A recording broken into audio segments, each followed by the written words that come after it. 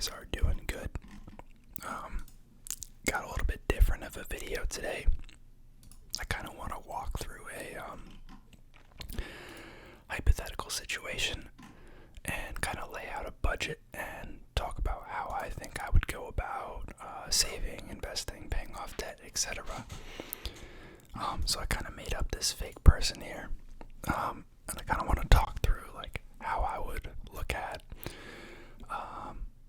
laying out a budget, setting aside money for retirement, to pay back loans, etc., etc. Now, this is all hypothetical. Before I get started, I do want to say that none of this is financial advice, legal advice, or tax advice.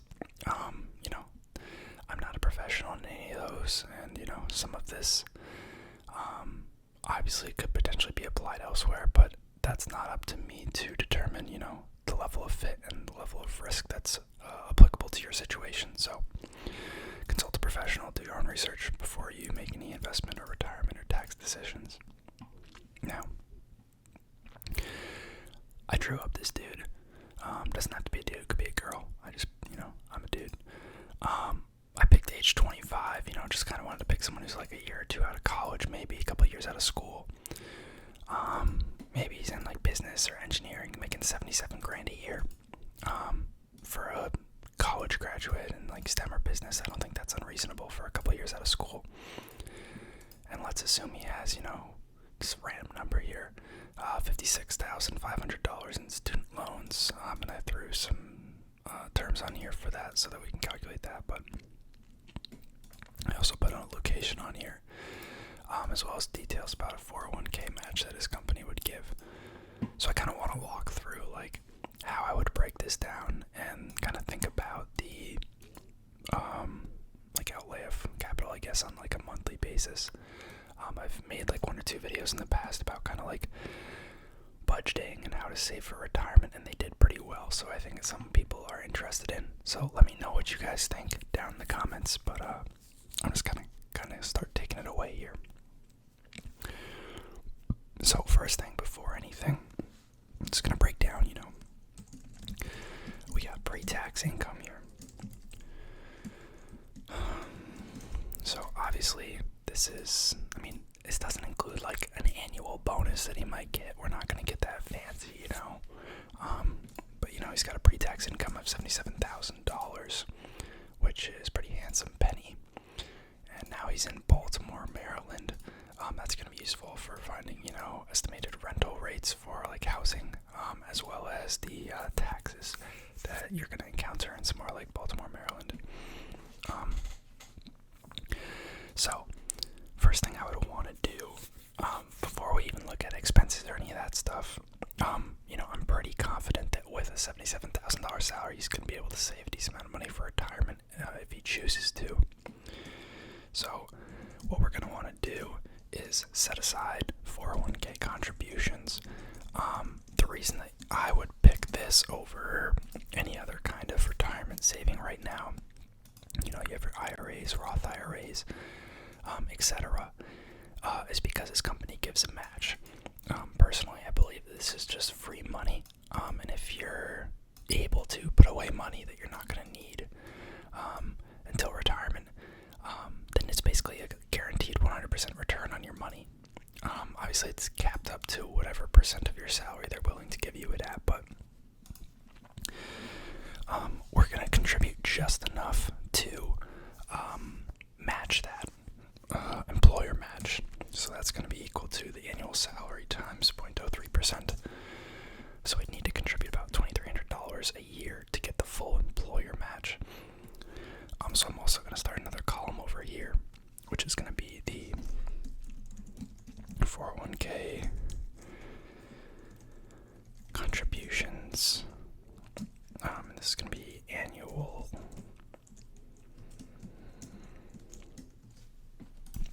Okay.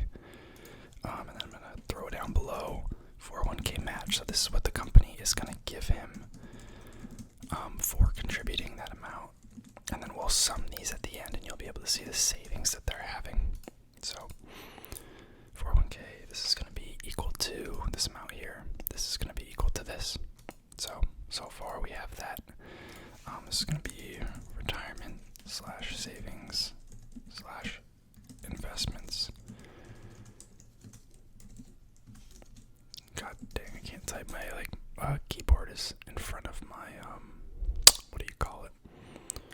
My mic is in front of my keyboard, so my typing skills are a little reduced. Let's make that look a little nicer. Merchant centered that, merchant centered that. Just right align that. Shrink this a little bit. Alright. So next, I'm going to calculate what his take-home pay would be after taking into account these 401k contributions here. So I have a Maryland income tax calculator here pulled up. I actually like to use this other site called smartasset.com more, but for some reason it's not working right now. I'm kind of curious if their site's down or not. But what I'm going to do is calculate his taxable income. So since those 401k contributions are pre-tax, it's actually going to lower his taxable burden. So his new taxable income is going to be that $77,000 minus the 401k contribution. So he's looking at a little bit under $74,700. Then we're going to take this $74,690. Come over here and calculate in Maryland what that income would result in for a tax burden. So this does take into account federal taxes as well. Obviously some states have no state income tax, but Maryland does. So you're going to lose about $9,400 to federal taxes and about $3,500 to state taxes for a total taxable burden of $12,879. So that's going to leave us after-tax income with $61,811. So let's do post-tax. Let's just call it take-home pay.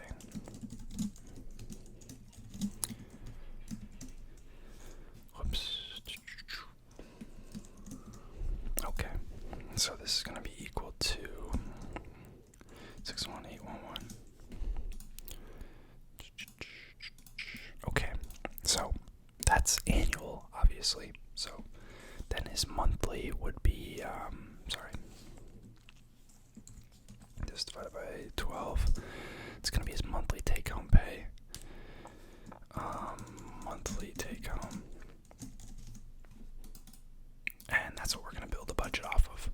So, in addition to the 401k contributions, I'd also like to look at Roth IRA and then potentially just normal investments. But we also have this student loan to worry about.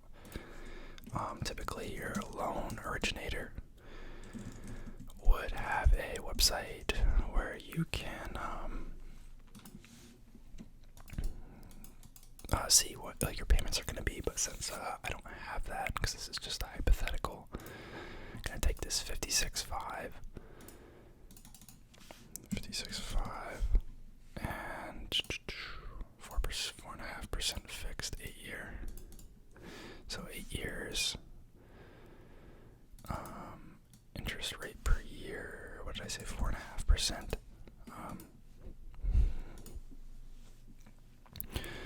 So that's going to give us a monthly payment of $702. I'll just round it off. So immediately, student loans are in here. So that's going to be, what did I just say, $702.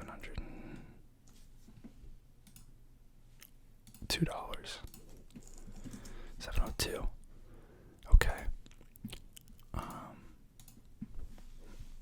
And I'm just gonna all the way down.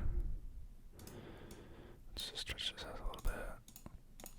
Let's just make a money left category so that I can see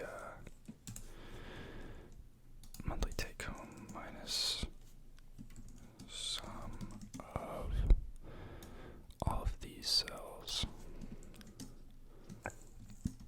Okay, so right now there's $44.50 left after student loans and the 401k contributions. Now, real quick, just gonna ring out some things that I think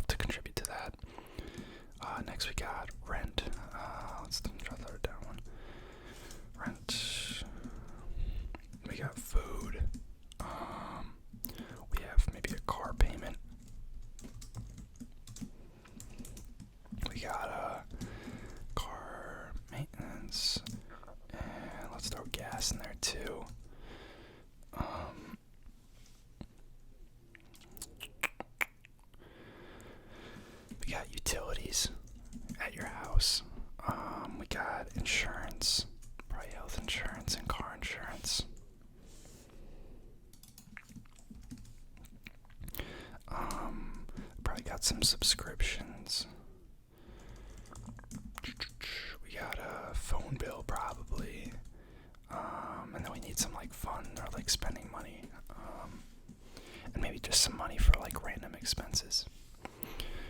So, kind of broken down here. Up here, we got the money coming in. We got the pre-tax contributions leaving. Then we have take-home pay here, divided into monthly. Gonna take out what we know we have to pay. This is an obligation. You literally can't get out of student loans. Not even bankrupt. Can't even go bankrupt and get out of that. So we gotta pay that. We'd like to make Roth IRA contributions. And then if there's money left at the end, perhaps normal investments or savings or something. But we're probably going to need all these expenses. I don't think I'm forgetting anything too major. So let's start cranking away. I'm just going to throw these all in dollar format.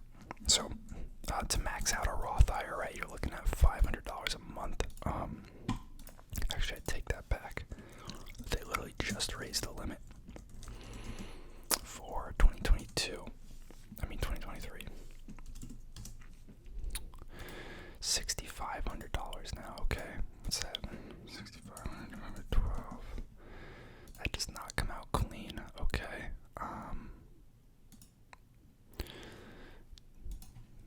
They're killing me. All right, we're just gonna stick with the other one. Whatever. This is for this year. Now rent. Let's do a little, research here. Let's look in Baltimore, Maryland, for rent. Okay. Maybe we need to make sure we have parking. Sure, let's make sure we have parking. We don't need anything too expensive, so maybe under $1,500 would be nice. This is a really nice place. Wow. That's gorgeous. Alright, so we're looking at like $1,100 maybe. Yeah, let's just call it $1,100. $1,100 in rent. Let's say probably $100 a month in utilities. That's going to be your internet, your water. Maybe you have heat. Everything else is probably covered by a landlord. Phone's probably like $60 a month, maybe $50 for a single person. Whoops. What do we think for subscriptions? What do most people have? Maybe like a Netflix, probably $10 a month. Then Apple Music, maybe another $5. Maybe like Amazon Prime, let's just call it $25 a month.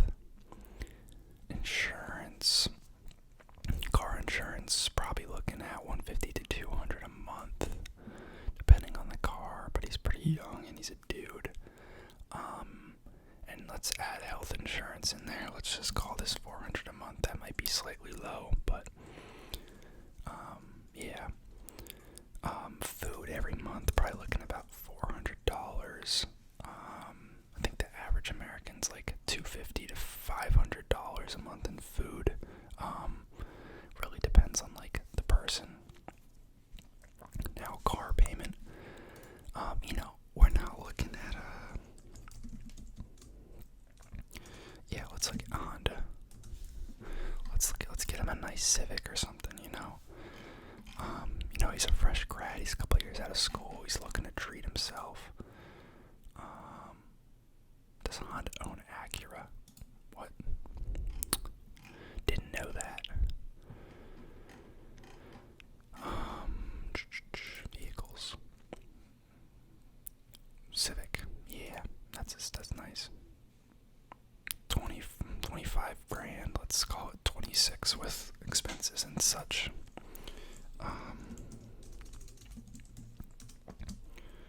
Car payment calculator. Alright, let's call this 26 grand. 5 years, that's the normal. 4.5 is probably a decent rate. Let's go no down payment. You have no trade-in. Let's say Maryland. Sales tax. I don't know what it is in Maryland. Just keep 7%. Already grouped in the fees, so we'll just ignore that. Include all fees and loan. Calculate that.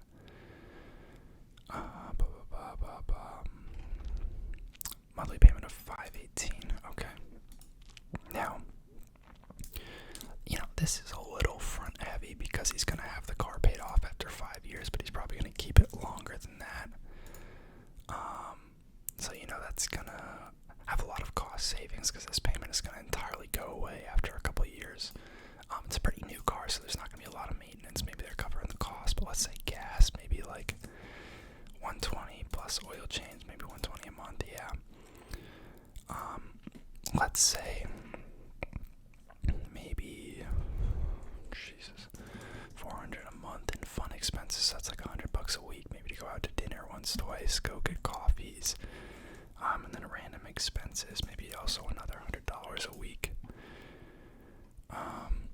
Okay, so that looks pretty comprehensive to me. I don't know what you guys think, if that's reasonable. If I'm missing something, drop it down in the comments, but I think that looks pretty nice. So that leaves us with $453.92 at the end of the month. So let's say we just sweep into investments.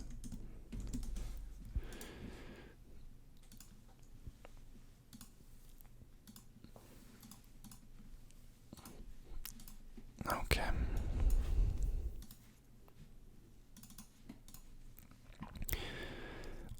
So let's do this math over here now. So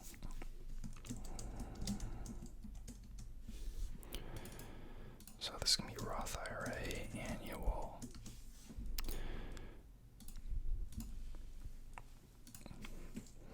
This is going to be equal to the Roth IRA contribution times 12 because it's annual.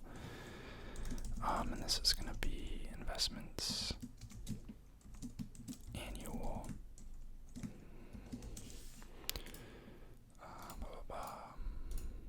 What's good with this? Why is this not, there we go. This is going to be equal to this value down here times 12. Okay. So now, if we were to look at what this is going to look like total, I'm going to break it down because we got I'm going to break it down by account balances because they're going to have different tax treatments. I want to talk about it a little bit. Roth IRA and brokerage. That'd just be normal taxable investments. I would also want him to have a emergency savings account. But we're kind of assuming he already has that, I guess. This is not going to take into account one-time expenses. So you can have a 401k balance of $46.20. You can have a Roth IRA balance of $6,000 and a brokerage balance of $54,447. So this is after 1 year. All right. And then if we look at, after 5 years, let's assume he never gets a raise, which is just a crazy thing to assume. I know costs are going to increase over time, but typically wage growth outpaces inflation for college educated people. How old is he now? 25. So retirement age, that'd be 40 years from now. You know what? Let's throw an extra one in there just so I can kind of see the after. Let's say he wanted to retire at 55, so it's 30 years. Let's stretch these out. Stretch all of them out. Okay.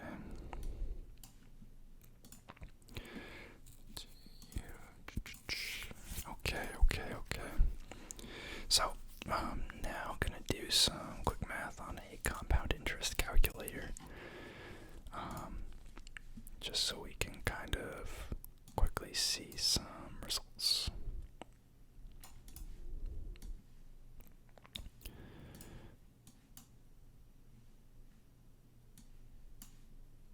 Just trying to set the screen up here. Alright. So for the 401k, initial investment of $4,620 in the first year, let's say his monthly contribution is going to be what? This divided by 12, and then we're going to double that because it's going to be matched by the company. So $385, basically. Let's say 5 years. Estimated interest rate, S&P with conservative, we'll do 9%.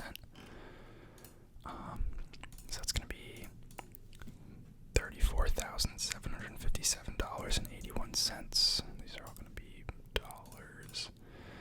If we change that to 20 years, looking at $262,252.13. 30 years. 691, 3,750. And in reality, he'd be able to save even more because this student loan payment thing is only going to last for 8 years. So these numbers are honestly even undershooting it. And we're also not taking into account like the wage increases, like I said, but this should really give you like a good idea of like the potential that just like saving for retirement and being like financially responsible early can have on your future. Alright, so we did that.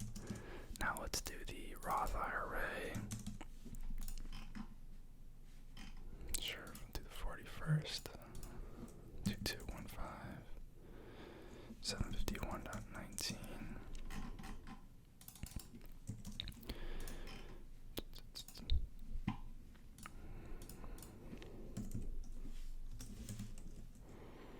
Oops.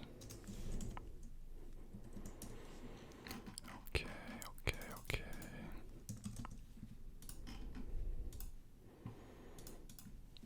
You guys are seeing how big these numbers are.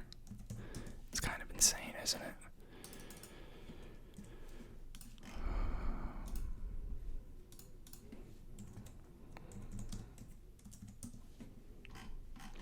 Alright, now let's do brokerage.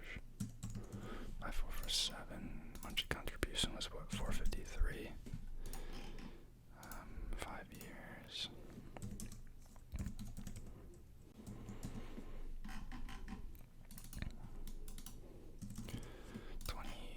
There's definitely like a formula I could be doing in Excel also for calculating the like this is just simple exponential math. It gets a little more complicated with the monthly contributions, but it's really not like a complicated formula. This is just this is mindless. It's like 2 in the morning right now, and I'm not trying to recall how to do that formula in Excel. So yeah, shameless. Alright. So this is what we're looking at. So that's insane, first of all. So after 1 year, let's do sums real quick. Some of it's pre-tax, some of it's post-tax. So like that's kind of why I broke it down, is because it's going to be different, but just for comparative sake.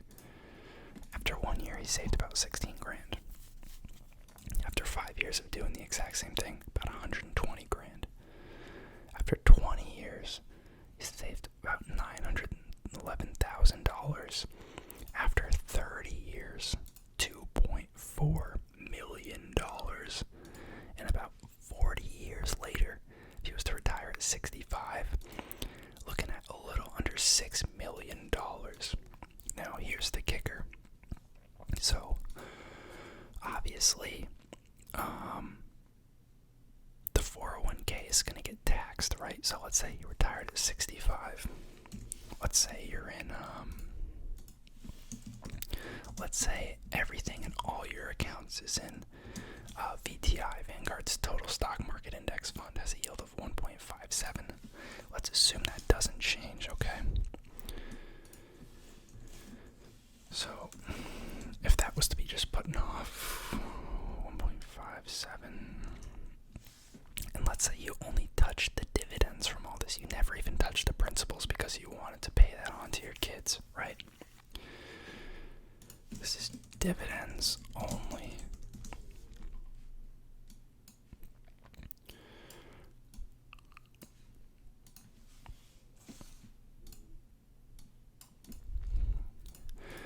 So, just purely off dividends, you're bringing in $93,000 a year. So here's the kicker. This is tax-free. I keep saying that. Here's the kicker. This is tax-free right here. So you're not paying a penny of taxes on this 35 grand you're withdrawing from the Roth IRA. The brokerage account, this will be taxable as dividend income. So let's look at dividend tax calculator. These are actually taxed as long as they're qualified dividends, which VTI is. Here's the issue with the smart asset site. Qualified dividends right here. As long as they're qualified dividends, they're taxed differently than normal income, and it's actually more advantageous. So we're looking about 31.5. Let's see. And so our regular taxed income would solely be what we're withdrawing from the 401k, even though this is paid out as dividends from this. It's all contained within the 401k account, and then you would withdraw this equivalent from the account.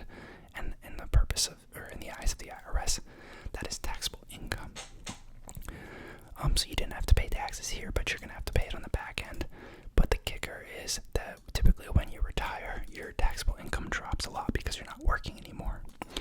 So your taxes on this are actually pretty low. I don't think there's much taxes, federally, at least for under like 40k earners. Like, it's pretty low.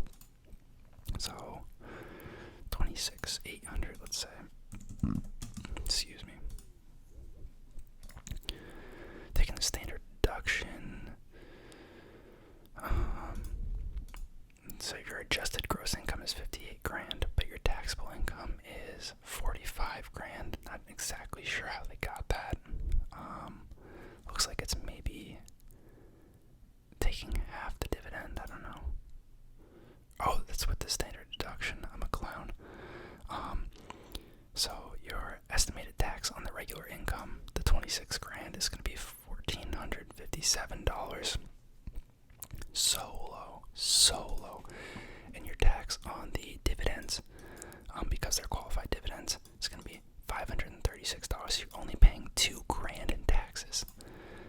So you're pulling out $93,000 for the year. You're only paying $2 grand in taxes. How insane is that? It's insane. It's very insane. And honestly, let's say you have this $6 million. Let's see how much you could literally like pull out every. Just look it up again. At a certain point, like, that nest egg grows to be so large that like you could be pulling down 5 figures a month, and it wouldn't deplete it. So let's say you hit that 6 million. Now you're gonna start withdrawing 12 grand a month. That's 144 grand a year. You're gonna do that. Let's say you're at 65 now. Let's say you live till you're 105, which is just not gonna happen.